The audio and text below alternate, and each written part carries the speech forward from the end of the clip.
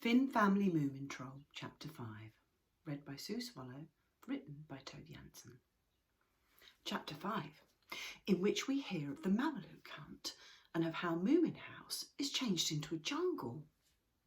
It was somewhere about the end of July and very hot in the Moomin Valley. Not even the flies bothered to buzz. The trees seemed to be tired. The river was no longer fit for raspberry juice, but it flowed narrow and brown through the dusty countryside. The hobgoblin's hat, which had been taken back into favour, stood on the chest of drawers under the mirror. Day after day the sun beat down on the little valley lying hidden between the hills. The small creeping things hid themselves in the cool darkness. The birds were silent, and Moomintroll and his friends got peevish and quarrelled amongst themselves. "Oh, Mother," said Moomintroll, "find us something to do. We just quarrel and it's too hot." "Oh, yes, dear," said Moomin Mama. "I've noticed that, and I should be glad to get rid of you for a bit. Can't you go off to the cave for a few days? Well, it's cooler there and you can all swim and laze all day without disturbing anybody." "Can we sleep in the cave too?" asked Moomintroll excitedly. "Certainly," said Moomin Mama. "And don't come home until you're better tempered." It was very thrilling, really, to live in a cave. In the middle of the sandy floor, they put a lamp. Then everyone dug a hole to fit themselves and made a bed in it. The provisions were divided. They were into 6 big equal portions, which included raisin pudding, pumpkin jam, bananas, marzipan pigs, and sweet corn, and a pancake as well for breakfast every day. A little breeze came murmuring sadly across the lonely shore, while the sun sank in a red glow, filling the cave with its last rays, a reminder of the mysterious darkness that was to come. Then Snufkin played his mouth organ while the Snort Maiden laid down, and everyone began to feel comfy inside after the raisin pudding. And as twilight came stealing over the cave, a nice creepy feeling came over them. Sniff pointed out, for the 100th time, that it was him who'd found the cave first, but for once nobody bothered to squash him. Then Snufkin lit the lamp and said, "Shall I tell you something awful?" The Hemulan immediately wanted to know how awful it was. "About as awful as this," said Snufkin, stretching out his arms as far as possible. "If you're any the wiser." "No, I'm not," said the Hemulan, "but go ahead, Snufkin, and I'll tell you when I get frightened." "Good," said Snufkin. "It's a strange story, and I got it from a magpie. Well, at the end of the world there lies a mountain so high it makes you dizzy even to think about it. It's as dark as soot and as smooth as silk and terribly steep, and where there should be a bottom there are only clouds. But high up on the peak stands the hobgoblin's house, and it looks like this," and Snufkin drew a house in the sand. "Hasn't it got any windows?" asked Sniff. "No," said Snufkin, "and it hasn't got a door either, because the hobgoblin always goes home by air, riding on a black panther. He goes out every night and collects rubies in his hat." "What did you say?" said Sniff, with his eyes popping out of his head. "Rubies? Where does he get them from?" "The hobgoblin can change himself into anything he likes," said Snufkin, "and then he can crawl under the ground and even down on the seabed where buried treasure lies." "What does he do with all those precious stones?" asked Sniff enviously. "Nothing. He just collects them," said Snufkin, "like the Hemulan collects plants." "What was that?" said the Hemulan, waking up in his hole. I was saying that the hobgoblin is a house full of rubies, said Snufkin. They lie in heaps all over the place, and they're set into the walls like wild beasts' eyes. The hobgoblin's house has no roof, and the clouds that fly over it are as red as blood with the reflection of the rubies. His eyes are red too, and they shine in the dark. Now I'm nearly frightened, said the Hemulin. Do be careful how you go on. How happy he must be, this hobgoblin, said Sniff. Well, he isn't a bit, said Snufkin, and he won't be until he finds the king's ruby. It's almost as big as the Black Panther's head, and to look into it is like looking into leaping flames. The hobgoblin has looked for the king's ruby on all the planets, including Neptune, but he hasn't found it. Just now he's gone off to the moon to search in the craters, but he hasn't much hope of success because in his heart of hearts, the hobgoblin believes that the ruby lies in the sun, where he can never go because it's too hot. But is all this true? Asked the Snork's suspicious voice. I think what you like, said Snufkin, carelessly peeling his banana. Do you know what the magpie thinks?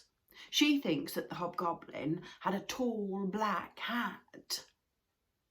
A hat that was lost when he went to the moon a couple of months ago. You don't mean it, burst out Moomintroll, and the others made excited noises. What's that? Inquired the Hemulin. What are you talking about? The hat, Sniff told him. The tall black hat I found last spring, the hobgoblin's hat. Snufkin nodded meaningfully. But suppose he comes back for his hat, said the Snork Maiden, trembling. I shall never dare to look at his red eyes. We must talk to Mother about this, said Moomintroll. Is it far to the moon? Quite a distance, answered Snufkin. Be sure. It's going to take the hobgoblin a long time to search through all the craters. There was an anxious silence for a time, while everybody thought about the black hat standing on the chest of drawers under the mirror at home. Turn the lamp up a little, quavered Sniff. Suddenly, the Hemulin jumped up and said, Did you hear anything there outside? They stared towards the black mouth of the cave and listened. Soft, pattering sounds. Could it be the panther's footsteps? It's only the rain, said Moomintroll. The rain has come at last. Now we'll sleep for a bit. So they crept into their sand holes and pulled the blankets over them. Moomintroll put out the lamp, and with the rain whispering outside, he floated off to sleep. The Hemulin woke with a start. He'd been dreaming that he was in a small leaky boat and the water just reached his chin when, to his horror, the dream turned into real life. The rain had come through the roof during the night and it had drained in absolute torrents into the poor Hemulin's bed. Oh, misery me, he groaned. Then he wrung out his dress and went to look at the weather, and it was the same everywhere, grey and wet and miserable. Oh, the Hemulin wished he felt like a bath, but he didn't. Yesterday it was too hot, and now it's too wet. Oh, I shall go in and lie down again, he said. The Snork's sandhole looked quite dry. Look, said the Hemulin, it's rained in my bed. Bad luck, said the Snork, and turned over on the other side. So I think I shall sleep in your hole, announced the Hemulin. No snoring now. But the Snork only grunted a little and slept on. Then the Hemulin's heart was filled with a desire for revenge, and he dug a trench between his own sandhole and the Snork's. That was most unhemulinish, said Snork, sitting up in his wet blanket. I'm surprised you had the brains to think of it. Well, I'm a bit surprised myself, said the Hemulin. And now what shall we do today? The Snork stuck his nose out of the mouth of the cave and looked at the sky and the sea. Then he said knowingly, fishing. Wake up the others while I go and get the boat in order. And he strolled down onto the wet sand and out onto the landing stage, which Moomin Papa had bit. Do you remember? built. Do you remember from the wreckage that they picked up from Lonely Island? So he sniffed the sea air. It was quite still. The rain was falling softly and each drop made a ring in the gleaming water. The Snork nodded to himself and took out the longest fishing line they had. Then he hauled out the landing net, baited the hooks when he whistled Snufkin's hunting song. Everything was ready when at last the others came out of the cave. "Ah, there you are at last," said the Snork. "Hemel, take down the mast and put in the rowlocks." That's what you put the oars into. "Must we fish?" asked the Snork Maiden. "Nothing ever happens when we fish, and I'm so sorry for the little pike." "Yes, but today something is going to happen," said her brother. "You sit in the bows, then you'll be least in the way." "That's very rude." "Let me help too," squeaked Sniff, catching hold of the line. He leapt down onto the edge of the boat, which tipped up, and the line got all tangled with the oars and the anchor. "Splendid," said the Snork sarcastically. "Quite splendid." Thoroughly accustomed to the sea, peace in the boat and all that. "And you've got no respect for other people's work, Aren't you going to scold him?" the Hemulan asked incredulously. "Scold? I?" said the Snork, and laughed mirthlessly. "Has the captain anything to say?" Never. Put the line out as it is, it might catch an old boot." And he retired into the stern and dragged a tarpaulin over his head. "Oh dear." "Goodness gracious me," said Moomintroll. "You better take the oar, Snufkin, while we unravel this mess. Sniff, you are a silly person." "I know," said Sniff, glad to have something to do. "Which end shall we begin?" "In the middle," said Moomintroll, "but don't get your tail tangled up in it too." And Snufkin slowly rowed the adventure out to sea. While all this was happening, Moomin Mamma was bustling about, feeling very pleased. The rain fell gently on the garden. Peace and order and quiet reigned everywhere. "Now everything will grow," said Moomin Mamma to herself, and oh, how wonderful to have her family safely away in the cave. She decided to do a bit of tidying up. Began collecting socks, orange peel, Moomintroll's strange stones, bits of bark, and all sorts of odd things.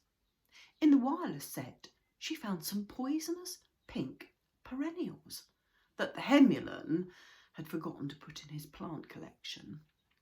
Moomin Mamma twirled them into a ball while she listened thoughtfully to the soft murmur of the rain. "Now everything will grow," she said once again, and without thinking what she was doing, she dropped the ball, all the plants, all twisted up plants, into the hobgoblin's hat. Then she went up to her room for a snooze, for Moomin Mamma dearly loves to snooze while the rain patters on the roof. Chapter 5, end of part.